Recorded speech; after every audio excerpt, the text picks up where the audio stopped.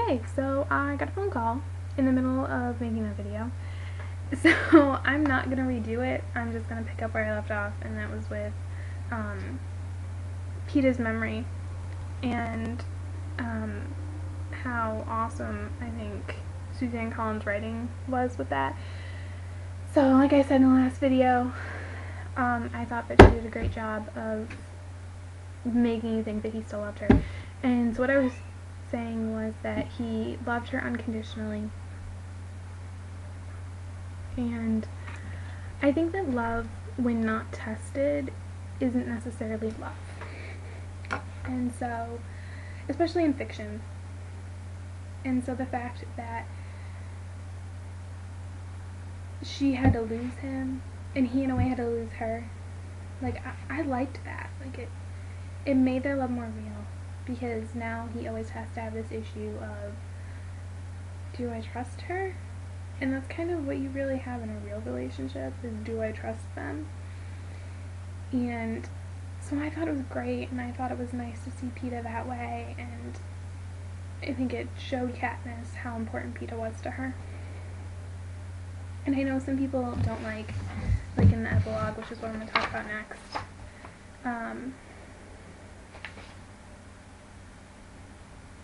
I don't think they say it in the epilogue. Oh, well, it's the last line, and he says, so after, when he whispers, you love me, real or not real, I tell him real. I like that, and it kind of becomes like a cute little thing for them, that, you know, that real or not real, and I love it. I love that he's so broken down, and so,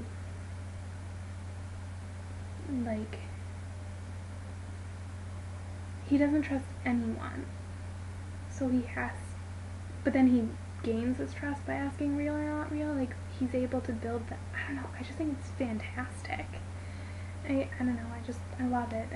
I'm blown. I still would have been happy if it hadn't happened, but I'm glad she did that. Okay, so the epilogue, the lovely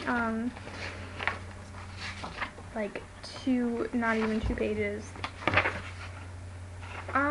First of all, you need to know, I love epilogues.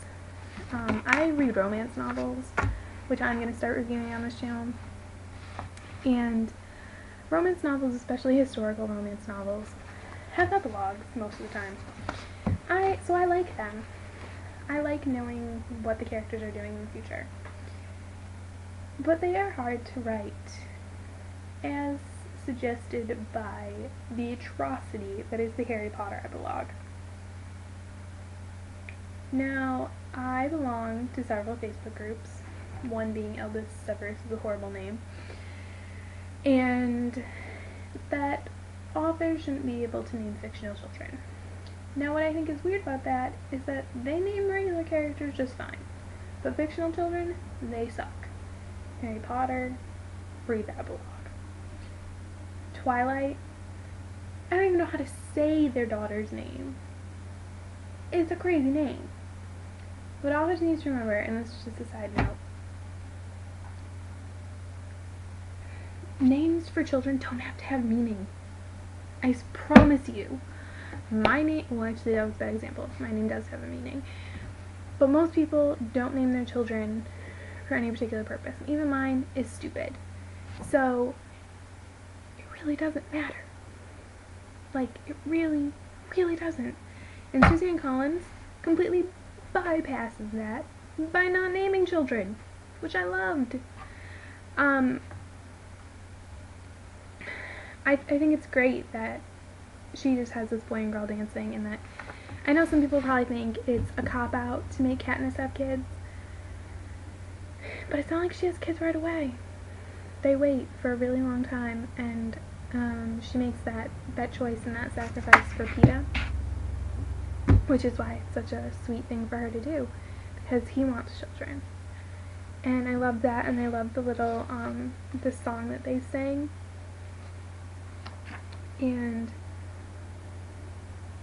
I think it's great that there's always this, they remember the Hunger Games in the background. You know, they remember what life was like, and I love the last line. I think it's great. I think that Suzanne Collins, one of her goals was to show how how permeated in our culture reality TV has become, and how almost perverted it can be. And I think that's one of the things that makes these books so powerful, is that when I read The Hunger Games, you realize that, like, one misstep, even an accidental misstep by somebody in political power, this could happen. And I mean, the things that people do on TV for fame, it's not that hard to believe that people would be willing to do this, like, to make that leap. And so the fact that they remember this and they're trying to stop that from happening again is so powerful to me. And it shows that they remember, because often things like that happen and people don't remember. You don't learn from the past. And yeah, it's only like 20 years in the future, but it's hopeful. In my opinion, it's very hopeful. So it's kind of like the ending of The Ugly series by Scott Westerfeld, I guess. They're very similar books in my opinion. Like, I don't want to say in any way that they, like, either of it, like, she copied him or anything like that, but they have similar themes and motifs, I guess. But yeah, I thought the epilogue was perfect. It was the right amount of stuff. You still got enough. I would have been pleased without an epilogue, but I'm glad she did it. I didn't think it was a cop-out. I didn't think it was inappropriate. I loved the little song at the end.